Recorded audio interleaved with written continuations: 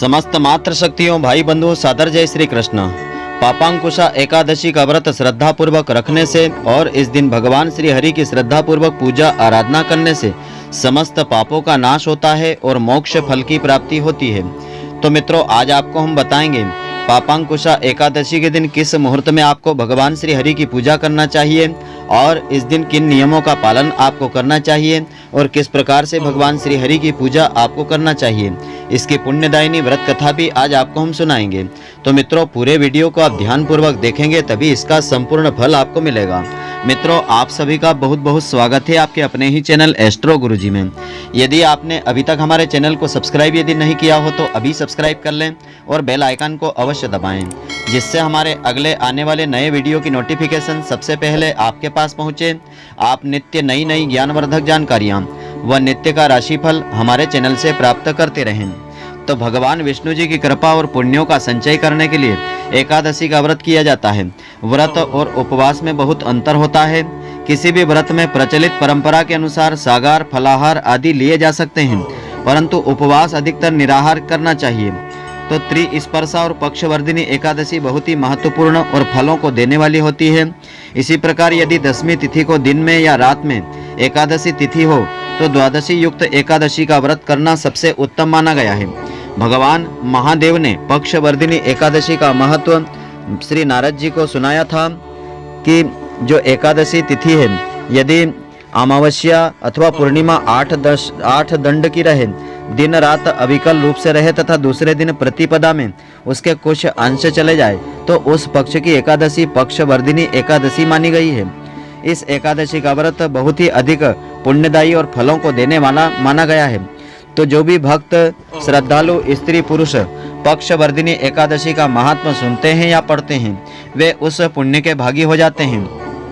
तो पक्षवर्धिनी एकादशी के समान ही त्रिस्पर्शा एकादशी के व्रत का वर्णन धर्म ग्रंथों में किया गया है। यदि किसी एक तिथि के दिन एकादशी और द्वादशी तिथि भी हो तथा रात्रि के अंतिम प्रहर में त्रयोदशी तिथि आ जाए तो ऐसी एकादशी त्रिस्पर्शा एकादशी कहलाती है। इसका व्रत करने से अनंत गुणा फलों की प्राप्ति होती है।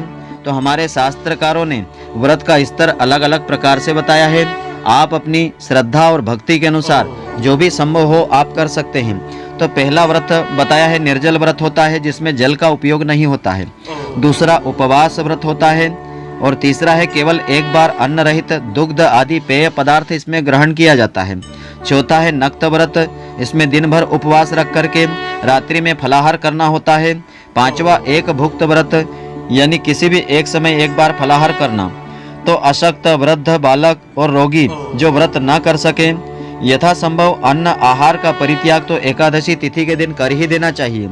तो वर्तमान समय में सांसारिक मनुष्य की स्वाभाविक प्रवृत्ति भोग विलास और आनंदपूर्ण जीवन की ओर अधिक रहती है। अतः इस मनोवृत्ति को सीमित करते हुए और सत्कर्म में ईश्वर आराधना में नियमित संलग्न रहना भी व्रतों का ध्येय होता है। तो अपनी लगन, परिश्रम और ईमानदारी से दैनिक कार्यों को धर्म और कर्तव्य परायणता से करते रहना चाहिए और मन वचन कर्म से मन में भगवान को साक्षी मान करके अच्छे कर्म ही करना चाहिए। तो एकादशी के धार्मिक व्रतों के उद्देश्य में यह अंतर्निहित है। इसी से सामाजिक मान प्रतिष्ठा मिलती है, जगत में प्रसिद्धि मिलती है, यश मिलता है और संपन्नता में वृद्धि होती है। तो एकादशी व्रत का विधान इस प्रकार से होता है। इस विधि के अनुसार व्रत करने से व्रत का पूरा फल मिलता है। एकादशी को प्रातःकाल पवित्रता के लिए स्नान किया जाता है, फिर संकल्प की विधि के अनुसार कार्य आगे करना चाहिए और दोपहर को भी संकल्प के अनुसार स्नान करने से पहले अपने बदन पर मिट्टी का लेप करना चाहिए और मिट्टी से इस प्रकार से प्रार्थना करना चाहिए कि हे वसुंधरे, तुम्हारे ऊपर अश्व रथ आदि चला करते हैं। भगवान विष्णु जी ने भी वामन रूप लेकर के तुम्हें अपने पैरों से नापा था। तो हे मृति के, मैंने पूर्व काल में जो भी पाप कर्म किए हैं, मेरे उन पापों को दूर करने की आप कृपा करिए। तो शास्त्रों के अनुसार दसवीं की शाम से द्वादशी को दोपहर तक निराहार रहने और एकादशी की रात्रि को जागरण करने पर ही सभी एकादशियों के व्रत का पूरा फल मिलता है। जो एकादशी को निराहार रहते हैं परंतु रात्रि भर जागरण नहीं करते हैं, उनको व्रत का आधा फल प्राप्त होता है। जो व्यक्ति एकादशी को एक समय फलाहार करते हैं, रात्रि जागरण नहीं करते हैं, उनको मात्र 1/4 फल मिलता है, जबकि एकादशी के दिन अन्न खाना महापाप होता है। तो व्रत रखने वाले स्त्री पुरुष को स्नान करने के बाद धूप दीप नैवेद्य से भगवान श्री हरि की पूजा करके रात्रि को दीप दान भी करना चाहिए। यह सभी कर्म क्रोध लोभ मोह का परित्याग करके सत्कर्म भाव से करना चाहिए। इस दिन रात्रि को स्त्री सहवास नहीं करें, यानी ब्रह्मचर्य का पूर्ण रूप से पालन करें। तो यह जो व्रत है मिथ्याभाषी यानी झूठ बोलने वाले को, चोर पाखंडी परिस्त्रीगामी को यह व्रत नहीं करना चाहिए। भक्ति युक्त होकर के रात्रि जागरण करें और अपनी शक्ति श्रद्धा के अनुसार ब्राह्मणों को दान दक्षिणा देवें, प्रणाम करके उनसे त्रुटियों के लिए क्षमा याचना करें। तो जिस प्रकार से कृष्ण पक्ष की एकादशी का व्रत करते हैं, ठीक वैसा ही शुक्ल पक्ष की एकादशी का व्रत करना चाहिए। द्वादशी के दिन ब्राह्मणों को पहले भोजन करवाना चाहिए। जो ऐसा करने में असमर्थ हो तो ब्राह्मण भोजन के निमित्त कच्चा सीधा सामान किसी भी देव मंदिर में या सुपात्र ब्राह्मण को एक थाली में सजा करके दान में देना चाहिए। हरिवासर में पारणा करने का निषेध होता है। एकादशी के व्रत करने वाले मनुष्य यदि सभी नियमों का पूर्ण रूप से पालन कर सकें तो वह व्रत उन्हें पूर्ण फलदायी होता है और श्री हरि की कृपा भी उन्हें प्राप्त होती है। तो एकादशी का महत्व धर्म ग्रंथों में विशेष रूप से बताया है। हिंदू पंचांग के अनुसार आश्विन माह के शुक्ल पक्ष की एकादशी के दिन पापांकुशा एकादशी का व्रत किया जाता है। प्रत्येक एकादशी तिथि भगवान श्री हरि को समर्पित होती है। वैसे तो हर माह में 2 एकादशी तिथि आती है, एक शुक्ल पक्ष में दूसरी कृष्ण पक्ष में आती है, लेकिन पापांकुशा एकादशी का अलग महत्व होता है। पापांकुशा एकादशी का व्रत रखने से श्री हरि विष्णु भगवान प्रसन्न होते हैं और भक्तों की सभी मनोकामनाएं पूर्ण करते हैं। उन्हें धन दौलत सुख सौभाग्य की कमी नहीं होने देते हैं। तो धर्म ग्रंथों के अनुसार इस व्रत को करने से सभी पापों का प्रायश्चित हो जाता है, यानी सभी पापों से व्यक्ति मुक्त होता है और व्यक्ति इस लोक में सुखों को भोगते हुए मोक्ष को भी प्राप्त कर लेता है। तो पापांकुशा एकादशी का मुहूर्त इस प्रकार से रहेगा। हिंदू पंचांग के अनुसार पापांकुशा एकादशी दशहरे के अगले दिन मनाई जाती है। इस साल आश्विन माह के शुक्ल पक्ष की एकादशी तिथि का प्रारंभ 5 अक्टूबर को दोपहर 12 बजे से होगा।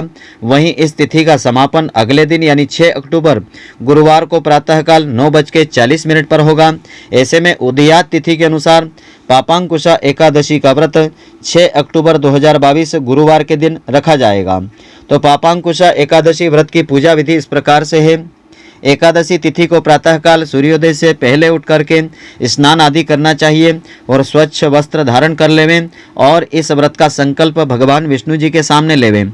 फिर एक कलश की स्थापना करके उसके पास में आसन पर भगवान विष्णु जी की तस्वीर या मूर्ति को विराजित करें। इसके बाद धूप दीप नैवेद्य फल तुलसी पत्र आदि के द्वारा भगवान विष्णु जी का श्रद्धापूर्वक पूजन करें और कर्पूर से आरती उतारें। एकादशी का व्रत का पारण हमेशा अगले दिन द्वादशी तिथि को किया जाता है। द्वादशी तिथि को प्रातःकाल सूर्योदय से पहले उठ करके स्नान आदि करने के बाद भगवान का फिर से पूजन करें। फिर सात्विक भोजन बना करके किसी ब्राह्मण को भोजन करावें और दान दक्षिणा दे करके उन्हें विदा करें। इसके बाद शुभ मुहूर्त में आप इस व्रत का पारण कर सकते हैं। तो धर्मशास्त्रों के अनुसार पापांकुशा एकादशी का व्रत का नियम और निष्ठा के साथ करने से मन पवित्र होता है, साथ ही मनुष्य में सद्गुणों का समावेश होता है। इस एकादशी के व्रत से पापों का प्रायश्चित हो जाता है और व्यक्ति को मोक्ष फल की प्राप्ति होती है।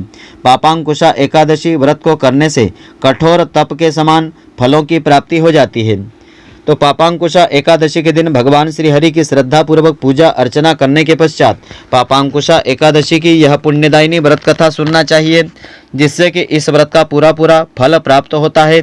श्री हरि की कृपा से सभी मनोकामनाएं पूर्ण होती है। तो कथा इस प्रकार से है।